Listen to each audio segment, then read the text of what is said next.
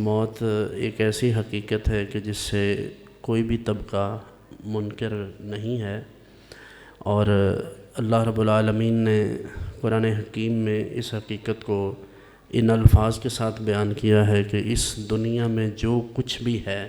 وہ ایک دن فنا ہونے والا ہے۔ خود جناب رسول کریم صلی اللہ علیہ وآلہ وسلم نے اپنی احادیث طیبات میں اس بات کو کثرت کے ساتھ ذکر فرمایا ہے اس بات کا، اور اس بات کی طرف ہمیں متوجہ کیا ہے کہ ہم دنیا میں رہیں تو ہمہ وقت اس تیاری میں رہیں کہ نہ جانے کب اللہ کی طرف سے پیغام آ جائے۔ اور خدا کے کونین صلی اللہ علیہ وسلم کا ذاتی طرز عمل بھی ایسا ہی تھا کہ حضور سے عرض کیا گیا کہ آپ کو دنیا بھر کی نعمتیں اگر دے دی جائیں اور آپ ان سے لطف اندوز ہوں، اور یہ کوئی ممانعت بھی نہیں تھی کہ اس سے قبل انبیاء کرام کی صف میں حضرت جناب سیدنا سلیمان علیہ السلام شاہانہ ٹھاٹھ باٹ کے ساتھ زندگی گزار کر گئے، تو یہ کوئی مذائقہ نہیں تھا اگر حضور اس بات کو اختیار فرماتے۔ لیکن حضور نے فرمایا کہ میں اس بات پر راضی ہوں کہ ایک وقت میں کھاؤں اور دوسرے وقت نہ کھا سکوں، لیکن اللہ کی حمد کرتا رہوں اور اس کا شکر بجا لاتا رہوں۔ چنانچہ اللہ کے رسول صلی اللہ علیہ وسلم نے اخروی زندگی کو ترجیح دی اور اسی کی طرف متوجہ رہے، اور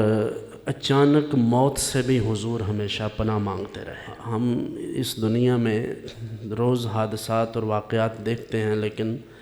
چونکہ مرور زمانہ کے ساتھ ساتھ لوگوں کے دلوں میں سختی آ جاتی ہے اور کچھ ہماری شقاوت قلبی ہوتی ہے کہ ہم چیزوں کو دیکھ کر اور اینگل سے سوچتے ہیں اور اس بات کو محسوس تک نہیں کرتے کہ کوئی اتنا بڑا سانحہ اور اتنا بڑا حادثہ ہو جاتا ہے، لیکن ہمارے دل پر اس کا اثر نہیں ہوتا۔ نبی مکرم صلی اللہ علیہ وسلم نے اپنے صحابہ سے ارشاد فرمایا، اے میرے صحابہ، تم اس چیز کو کثرت سے یاد کیا کرو جو تمہاری خواہشات کو ختم کر دینے والی ہے۔ عرض کیا حضور وہ کیا ہے؟ ارشاد فرمایا وہ موت ہے، یعنی موت کو یاد کرو گے تمہاری خواہشات کم ہوں گی، کیونکہ جب دھیان اس طرف سے ہٹتا ہے تو انسان کی امیدیں لمبی ہو جاتی ہیں اور اس کو جو اس کی پلاننگ ہوتی ہے دنیا کی وہ پہلے سے بھی دو چند ہو جاتی ہے، اور جب آخرت کی طرف متوجہ ہوتا ہے تو پھر اگرچہ دنیا کو چھوڑنے کا ہمیں حکم نہیں دیا گیا، لیکن کم از کم آخرت کی طرف دھیان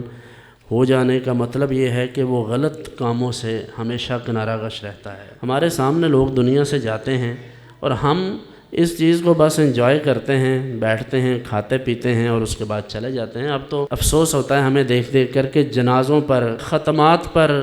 یعنی لوگ ایسے آتے ہیں جیسے کوئی صرف آؤٹنگ کے لیے آئے تھے، کھایا پیا، گپ شپ کی، دوستوں سے ہنسی مذاق کیا اور چلے گئے۔